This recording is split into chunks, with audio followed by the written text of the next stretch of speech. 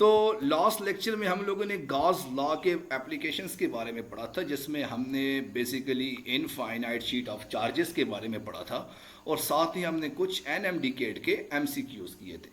तो बच्चे आज का सेशन जो है वो काफ़ी ज़्यादा इम्पॉर्टेंट होने वाला है दो पॉइंट ऑफ व्यू से। ठीक है, तो आज के सेशन में हम लोगों ने क्या करना है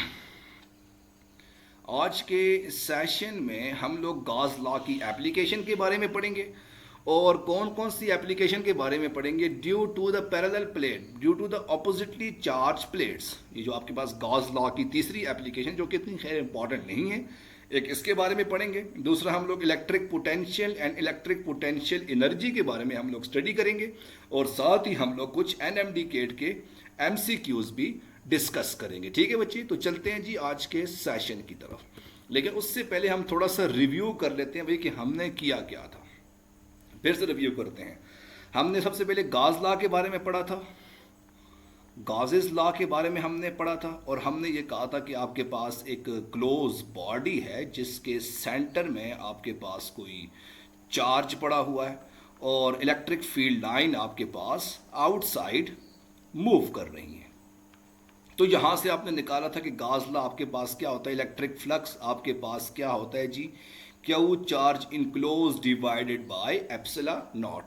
Here Q is the positively Q charge that is enclosed, जो कि किसी भी बॉडी के अंदर पड़ा हुआ है। ठीक है, और epsilon naught आपके पास परमिटिविटी ऑफ फ्री स्पेस आ जाएगा। ठीक है, इसके बाद हम लोगों ने गॉस लॉ की एप्लीकेशंस के बारे में पढ़ा था। पहली एप्लीकेशन के बारे में हमने ये पढ़ा था कि सपोज करो अगर आपके पास एक बॉडी है और इस बॉडी के सरफेस के ऊपर कोई चार्जेस पड़े हुए हैं, तो मुझे बताओ आपके पास inside the body electric field क्या होगी।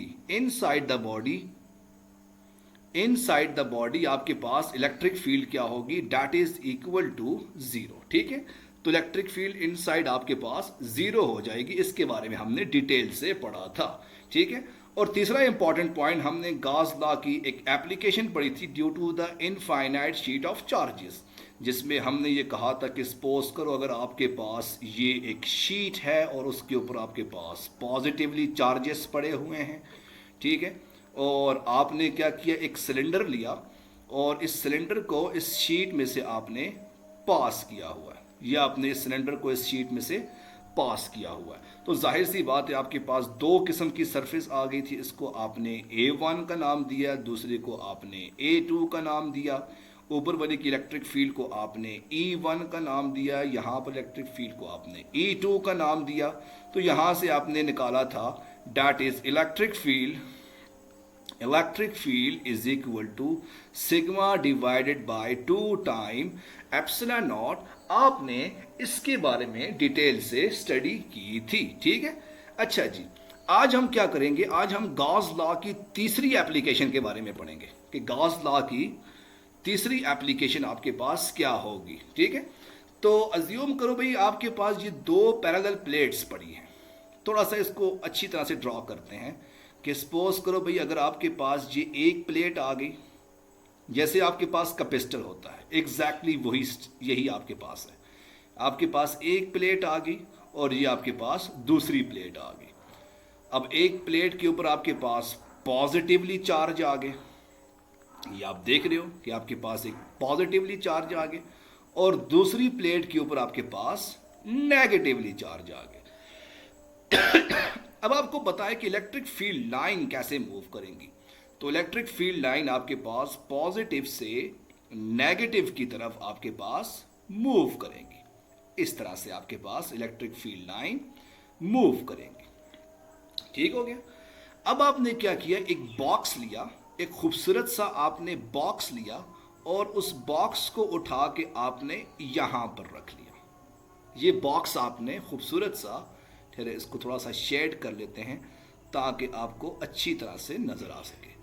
तो ये आपने एक बॉक्स लिया और बॉक्स को उठा के आपने इस तरह से यहां पर रख लिया। अब मुझे बताओ कि इस बॉक्स के आपके पास कितने किस्म के सरफेस आ रहे हैं। जरा गौर से देख के बताओ कितने सरफेसेस आपके पास इस बॉक्स की आ रही हैं। पहला सरफेस आपके पास ये आ गया जिसको आपने A1 का नाम दिया। दूसरा सरफेस आपके पास ये आ गया जिसको आपने A2 का नाम दिया हुआ है, और तीसरा सरफेस आपके पास ऊपर आ गया जिसको आपने A3 का नाम दिया हुआ है। सवाल बिल्कुल वैलिड है। सर एक और सरफेस भी तो है जो कि यहां पर पड़ा हुआ है, वो भी तो आपके पास A4 होगा। जवाब है नहीं होगा। क्यों? क्योंकि वो सरफेस इस शीट के साथ अटैच हुआ है, तो आपने उस A4 को इग्नोर किया हुआ है। ठीक है, तो आपके पास A4 जो है वो इग्नोर हुआ है। ठीक है, तो ये बात आपने याद रखनी है। अब हमने क्या करना है, गॉस लॉ को अप्लाई करना है। तो हम गॉस लॉ को कैसे अप्लाई करेंगे? तो हमारे पास गॉस लॉ क्या होता है? गॉस लॉ मेरे पास क्या कहता है, phi is equal to phi one किसका? Flux of the surface area A1 plus phi two किसका? Flux of the surface area A2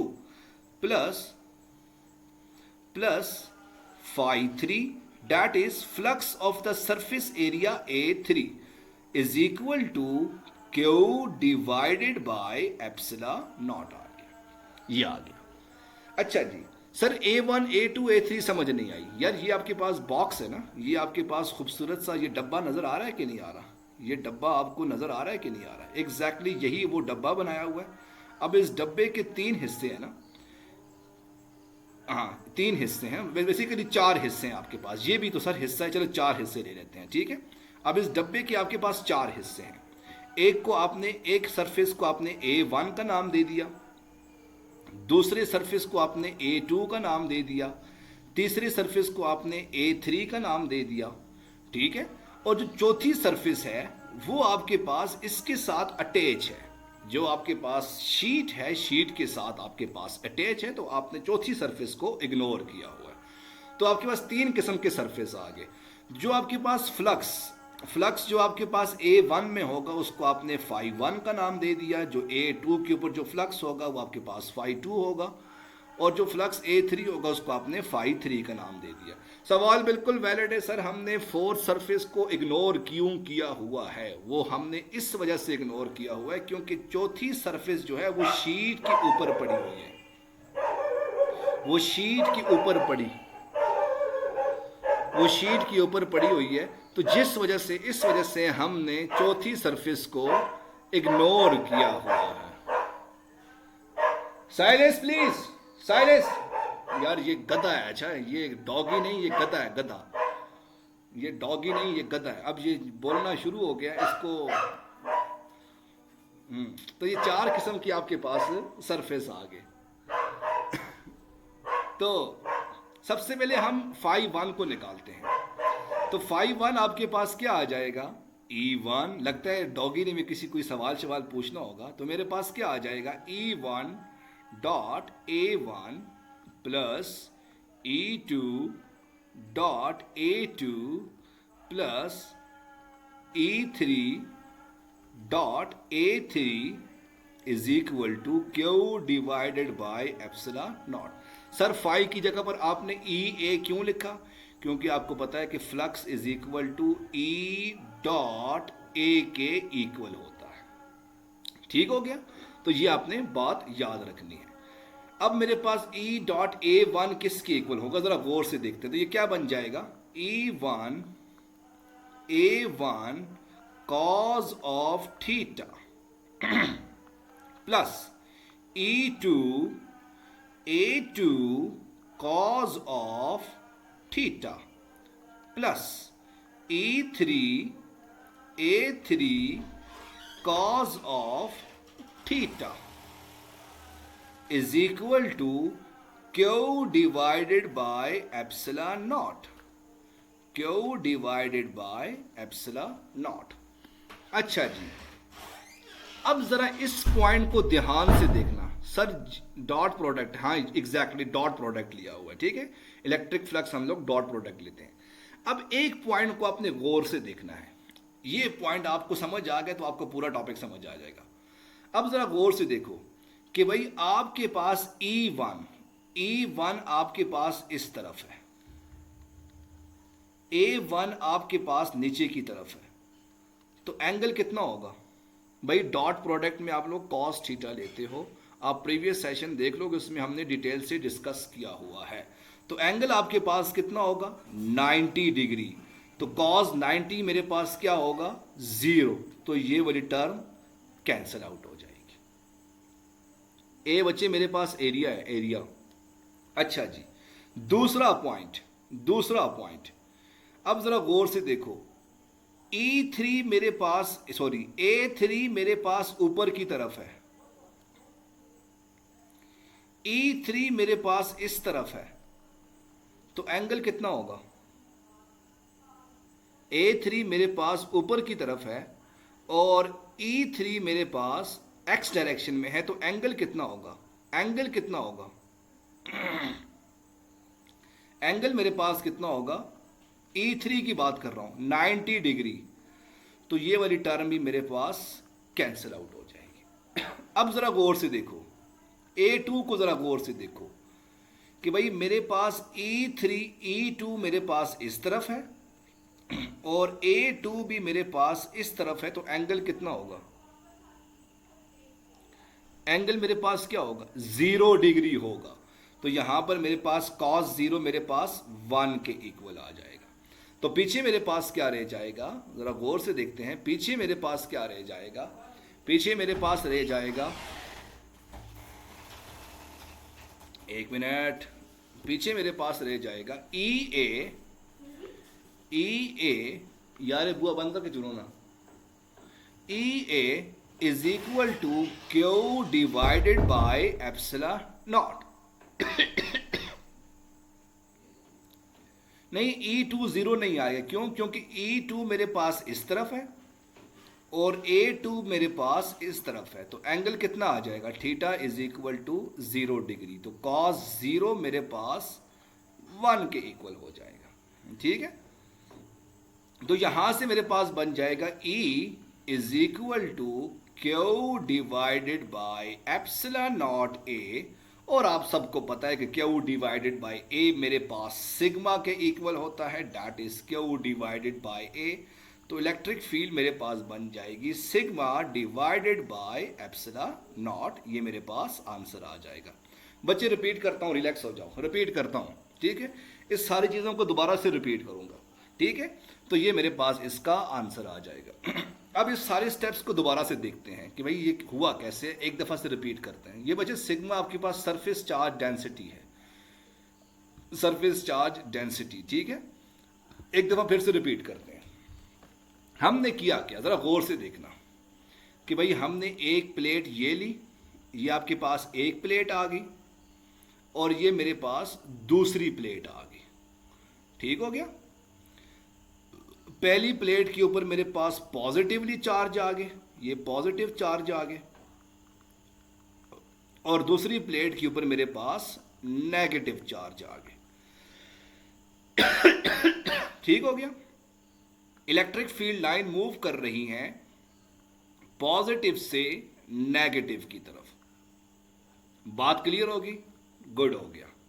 अच्छा जी, अब मैंने क्या किया, एक सरफेस लिया, ये मेरे पास एक सरफेस आ गई, ये मेरे पास एक सरफेस आ गई, और मैंने इस सरफेस को उठा के रख लिया। जरा सरफेस का क्या मतलब हुआ, यानी मैंने एक बॉक्स को उठाया, ये मेरे पास एक बड़ा सा बॉक्स आ गया। अब ये मेरे पास एक बॉक्स है ना, इसकी कितनी सरफेस हैं? एक सरफेस ये आ गई, दूसरी सरफेस ये आ गई, तीसरी सरफेस मेरे पास ये आ गई, चौथी सरफेस मेरे पास ये आ गई। इसको मैंने A1 का नाम दे दिया, इसको मैंने A2 का नाम दे दिया, इसको मैंने A3 का नाम दे दिया। अब यहाँ पर मेरे पास साइड्स, जिसको आप कहते हो, और यहाँ पर मेरे पास A4 है, लेकिन A4 मेरे पास इस लाइन के साथ अटैच है, तो मैंने इस A4 को इग्नोर कर लिया। पीछे मेरे पास क्या रहेगी? तीन सरफेस रहेगी, A1, A2 और A3 रहेगी। तो भाई यहां पर मेरे पास आ गया A1, यहां पर क्या आ गया A2, और ऊपर मेरे पास क्या आ गया A3 आ जाएगा।